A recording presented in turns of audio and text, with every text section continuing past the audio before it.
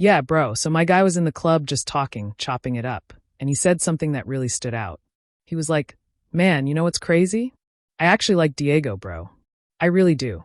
And the thing is, he wasn't just saying that to sound cool or to play both sides.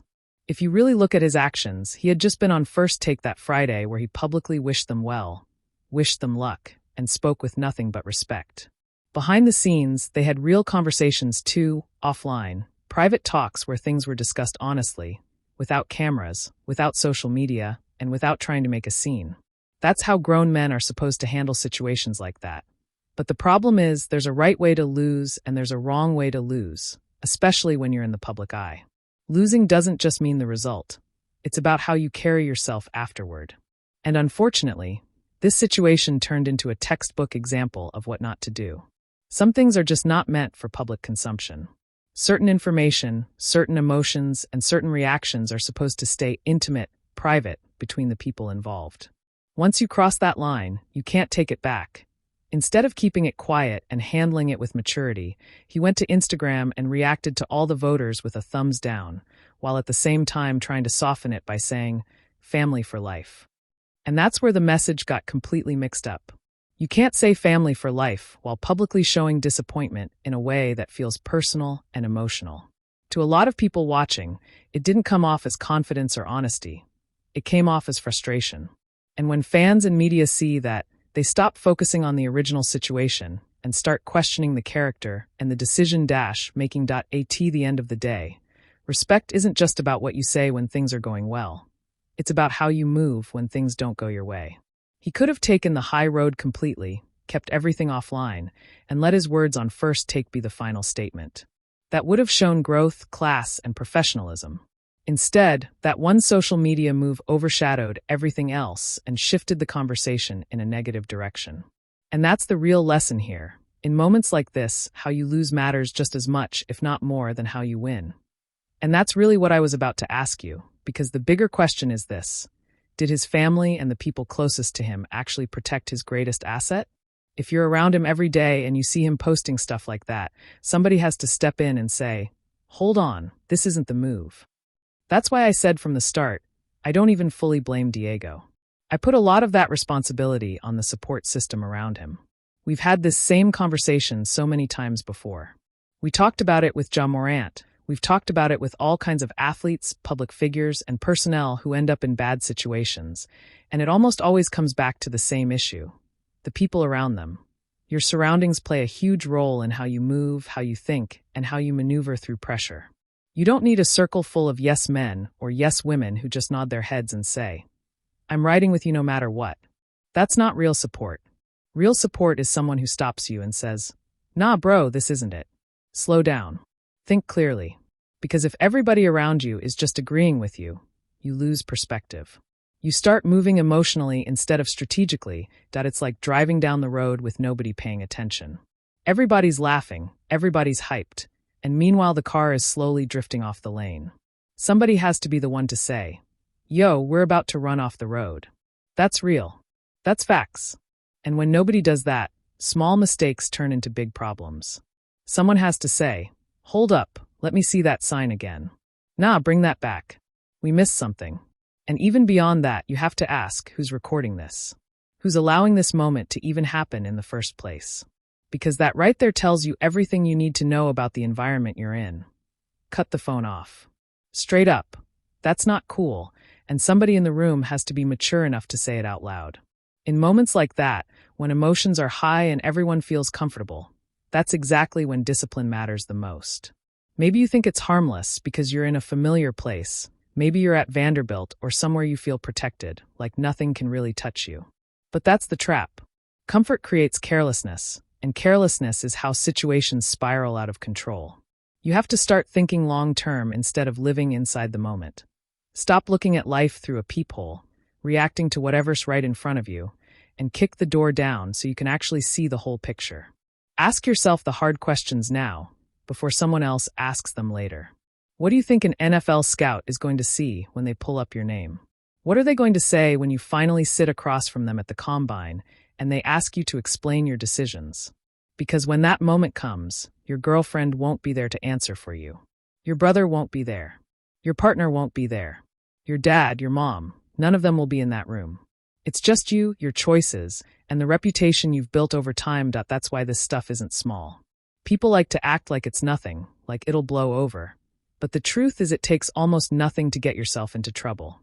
One bad decision, one careless moment, one post that didn't need to be made, that's all it takes. But getting out of trouble? That takes everything. It takes time, consistency, humility, and a lot of hard work just to rebuild trust that didn't need to be broken in the first place. And that's the part people don't understand until it's too late. Once something is out there, you can't pull it back. Once a narrative is created, you don't control it anymore. That's why the rule has to be simple and strict. Don't do anything today that you already know you'll be apologizing for tomorrow. Because apologies don't erase every mistake.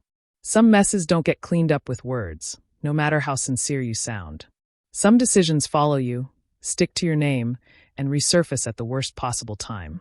And if you're serious about your future, especially at the highest level, you can't afford that kind of baggage that you've hit the free plan limit for GPT-5. Responses will use another model until your limit resets after 6 p.m. Upgrade. It really doesn't, bro. It absolutely doesn't. And I want to be clear. I'm not saying that Diego didn't have a right to feel the way he felt in that moment. Everyone is entitled to their emotions. Nobody can take that away.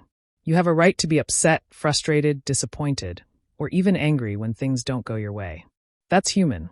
But the issue comes when those emotions are publicized, when they are projected for the entire world to see without any filter, without consideration for context or consequences. To go out there and post something like, say F dog, hey dog, and make it public, that's where the real problem starts. Because when you do that, it's no longer just about you or your feelings. It's about everyone who's watching, everyone who's interpreting it, and everyone who's using it as a measure of your character. And the truth is, it's more than who you think it is watching. There are far more eyes on you than you realize: fans, media, potential scouts, sponsors, and people who have been rooting for you for years. Facts. You have to understand the scale of what happened. This man literally went from being America's sweetheart, the underdog that everyone rooted for, to being someone that people now criticize, despise, and label as a bad boy. All in the span of a few hours. Just a handful of decisions, some posts, some reactions, and the image he had carefully built over years was tarnished almost instantly. Think about it. From the time he was at the Heisman ceremony, enjoying a pinnacle moment in his career, to the time he woke up the next day, maybe around 9, 10, 11, 12, in roughly 9 to 10 hours, he had undone a decade or more of positive reputation.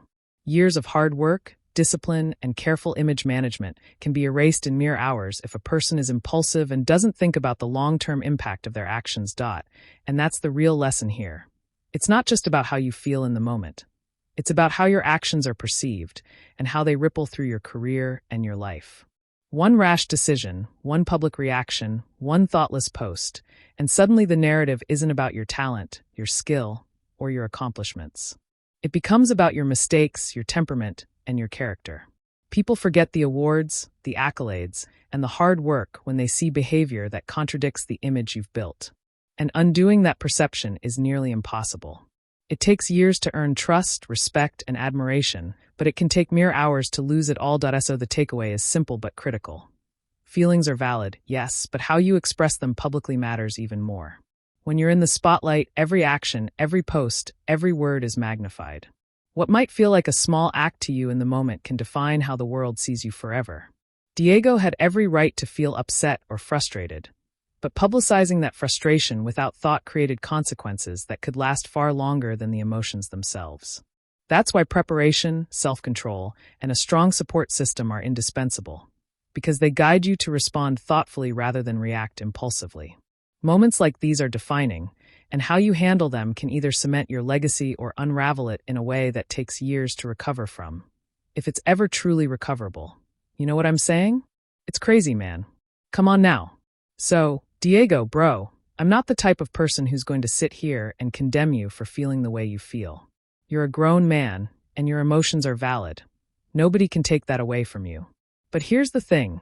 Everyone around you has a responsibility to protect that entity, that career, that image, even when you feel like expressing yourself is the right move in the moment. No, bro, that's not how it works. There have been times in my own life, even recently, when I felt that impulse to say something, to let emotions take over and speak freely.